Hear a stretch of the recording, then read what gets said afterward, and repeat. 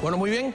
Aquí tenemos a estos invitados de verdad de lujo para ayudarnos a entender la realidad cubana, que es tremenda. Empezamos por las damas. Ania Linares, periodista que llegó hace 6 meses de Cuba y llegó para quedarse, ¿verdad? Sí.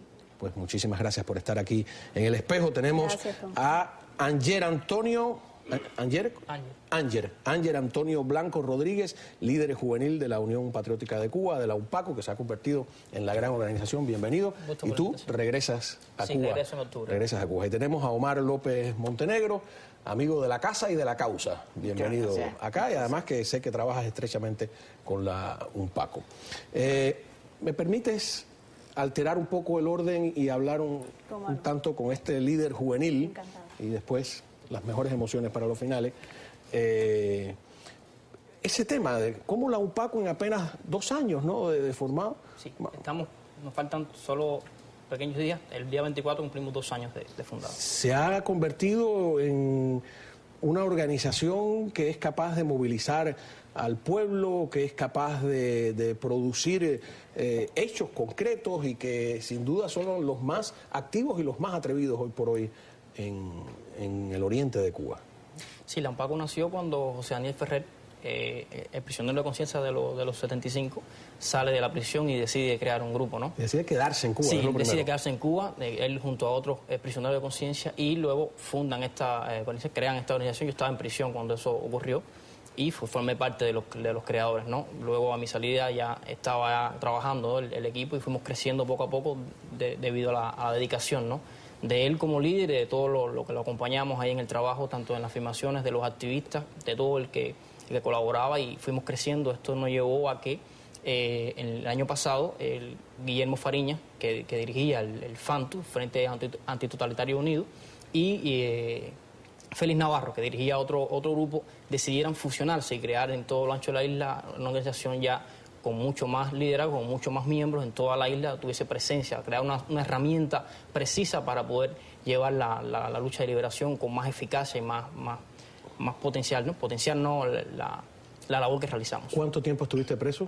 Estuve 6 años en prisión. 6 años en prisión. ¿A qué edad caíste preso? A los 18 años. A los 18 años, ¿no? Es una indiscreción preguntar por qué. Yo estaba en el servicio militar obligatorio, recién graduado de mi carrera de instructor de arte, y escapé, como todo joven que no quería eso para mí. O sea, que estuviste en una prisión militar, que dicen que son las peores, ¿no? Empecé por la prisión militar y luego fui trasladado a varias prisiones donde conocí a muchos prisioneros de los 75, entre ellos Luis Enrique Fred García, que fue, como siempre lo digo, mi gran maestro en las cuestiones de la oposición, ¿no? Y luego me fueron trasladando por diferentes prisiones en el país. Según el nivel de activismo que yo pronunciaba dentro de las cárceles, pues me iba trasladando a una de mayor rigor hasta que terminé en la cárcel nacional de Boniato. Tremendo, en Boniato nada menos. No, ni pagando pagan lo que han hecho esta gente, ¿no? Un chico de 16 años.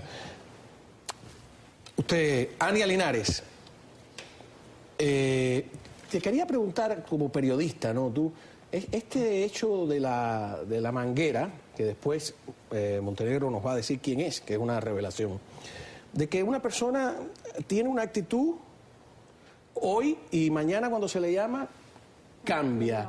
Estamos ante un hecho de doble moral. ¿Tú crees que fue intimidada? ¿Qué habrá pasado ahí? Para mí puede haber parte de las dos cosas. Es que en el proceso que ha venido viviendo Cuba desde el año 59 hacia acá, las personas han sido intimidadas todo el tiempo, desinformadas, y se han acostumbrado además a vivir con la doble moral. Eso le han enseñado al cubano. Entonces yo pienso que es un poco de las dos cosas. La mujer tuvo un sentimiento espontáneo al salir a defender a la manguera y luego se sintió atemorizada y entró a jugar la doble moral. Bueno, yo defiendo a esta mujer, ¿qué consecuencias me trae la presión del hermano?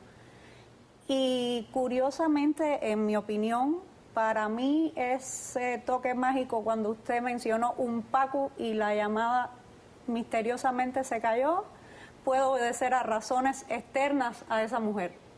Así tú crees que la cortan, ¿no? La cortan. Pueden cortar la llamada. Omar, ¿quién es esta mujer, esta manguera? Me lo revelaste y me he quedado asombrado porque fue noticia hace poco, relativamente. Hace poco tiempo. Sirley Ávila León fue diputada a la Asamblea Nacional, a la Asamblea Nacional del Poder Castrista. Popular Castrista por un municipio de Holguín.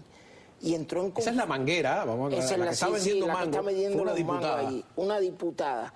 Esta señora entró en conflicto porque... Por una escuela, ¿no? Sí, por una escuela. Ella tenía una escuela que había conseguido algunos recursos, unas computadoras, y parece que alguien del partido algo pues quería las computadoras e intentaron cerrarle la escuela. Ella se quejó, buscó soluciones dentro del sistema, escribió a los organismos pertinentes, solicitó una entrevista con Raúl Castro, fue a La Habana, se presentó en el Consejo de Estado para una entrevista con Raúl Castro, no le dieron la entrevista, y al cansarse de ir por los canales del régimen, pues entonces empezó a denunciar lo que estaba pasando.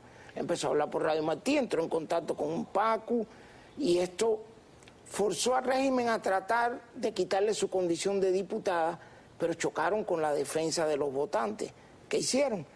Redistribuyeron la circunscripción para la próxima elección, para que las personas ella encontró que no se podía postular por ninguna circunscripción, ¿no? Le crearon como un vacío, una suerte de hueco.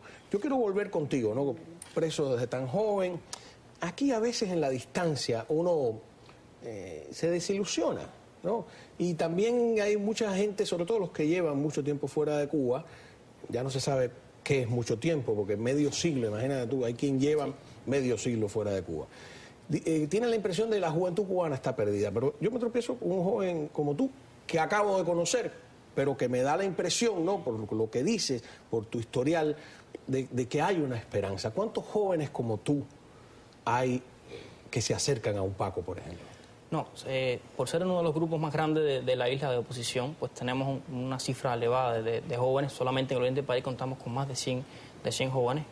Constantemente es un paradigma que está creando y calando en la sociedad, de que muchos jóvenes ven que sí es posible, de que está cambiando. Lo que pasa es que la prensa y muchas cosas de la sociedad solo se enfocan, ¿no?, en lo que más resalta. A veces es lo malo, a veces la juventud perdida, pero en Cuba hay jóvenes que están tomando conciencia gracias a la labor que está realizando la oposición, y se está sumando, está viendo un paradigma, está viendo que hay jóvenes que estamos también del lado acá, dejando a un lado el goce, dejando a un lado el tiempo de disfrutar de lo que necesita la juventud, y estamos dedicándonos a aportar nuestro granito de arena para liberar a Cuba. Sí, porque ayer vimos unos videos de unos jóvenes, 13, 14, 15 años, totalmente alcohólicos ya a los 15 años, ¿no? Pero yo quiero poner un video de un Paco que a mí siempre me ha llamado la atención, porque digo que ya no solo están manifestándose en la calle, sino que hay uno que se encaramó en un muro y ha reclamado la tribuna pública, la tribuna política, que hace medio siglo está incautada por el régimen. Y esa es tu organización a la que tú perteneces. Así que quiero, para quien no tenga claro lo que está haciendo un Paco, que lo vea, ¿no? ¡No violencia! ¡No más violencia! ¡No más violencia! ¡No más golpes a los opositores pacíficos! ¡No más golpes! ¡Abajo Fidel! ¡Abajo! ¡Viva la Unión Patriótica de Cuba! ¡Viva! ¡Viva Don Paco! ¡Viva! ¡Viva Don Paco! ¡Viva! ¡Viva los derechos humanos! ¡Viva! ¡Viva el pueblo de Cuba! ¡Viva! Esto es lo que nosotros reclamamos y vamos a exigir día tras día el bienestar del pueblo. Queremos vivir unidos y juntos, donde todos podamos tener salario justo, vivienda decorosa, un salario que podamos sustentar nuestras necesidades, que hoy estamos viviendo en miseria por culpa de los tiranos Castro. ¡Abajo Fidel! ¡Abajo! ¡Abajo Raúl! ¡Abajo! ¡Abajo el comunismo! ¡Abajo! Caballero, quien me diga a mí que en Cuba no está pasando nada. Yo esto no me lo canso de repetir, ¿no? Primero, ¿sabes quién es ese joven? Sí, ese es Ovidio Martín Castellano, es uno de los miembros del Consejo Coordinador Nacional del Paco, que lidera una de las células más activas dentro de Santiago de Cuba. Esa imagen de la bandera, aunque se ve ahí a contraluz, es tremenda, ¿no? ¿Qué falta para que esta balanza se incline a favor de ustedes y empiece a poner contra la pared al régimen? ¿A cuánta distancia estamos de eso? ¿Nos es difícil desde afuera tomar la temperatura? Sí, precisamente la UNPACO ahora, con todo el poder que tiene en toda la isla, la presencia, estamos trabajando en fortalecer todos los métodos que estamos usando para acortar ese tiempo. No podemos hablar de 5 años, de 3 o 4, estamos hablando de que vamos a dar todo y duplicar, tratar de duplicar lo que estamos haciendo día a día y entrenar a mucha más gente para que nuestra labor sea más eficaz y sea mucho más amplia. ¿Cómo ayudar a esta gente, Omar? Bueno, como estamos haciendo.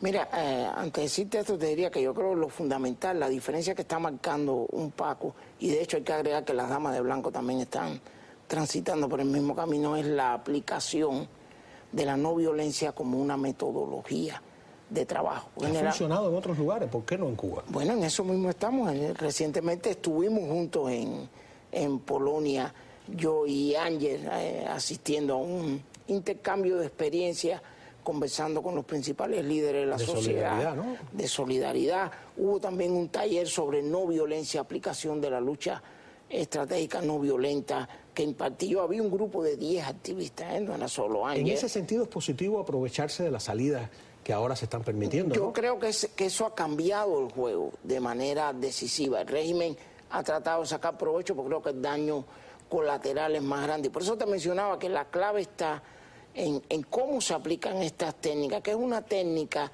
establecida, estudiada. Como dice Ángel, no puede provocar resultados inmediatos. Hay un estudio que determina que las campañas de lucha no violenta duran como mínimo 3 años para alcanzar un éxito en un objetivo específico, pero siempre son más rápidas, menos destructivas y además arrojan más resultados duraderos que las campañas violentas. Yo creo que esa es la diferencia de un Paco y las damas de blanco, siempre agrego. Cuando Pero regresemos yo te quiero decir, por favor, porque... en el sentido de las facilidades de las que él está hablando, que ustedes precisamente han sido quienes han propiciado estas facilidades, porque los cambios de los que se están hablando hoy en Cuba, que son cambios cosméticos realmente, no son cambios reales, pero el gobierno los ha hecho presionado por ustedes, que son quienes les están mostrando la verdadera realidad del cubano al pueblo, la realidad que ni el propio cubano puede ver. ¿Cómo no? Nos vamos a una breve pausa. Cuando regresemos te quiero preguntar, tú que trabajaste en la prensa oficial cubana, ¿cómo se ve desde ese punto de vista a estos grupos, ¿no? Si existen o si se hacen los sordos. Ya volvemos aquí en El Espejo con más.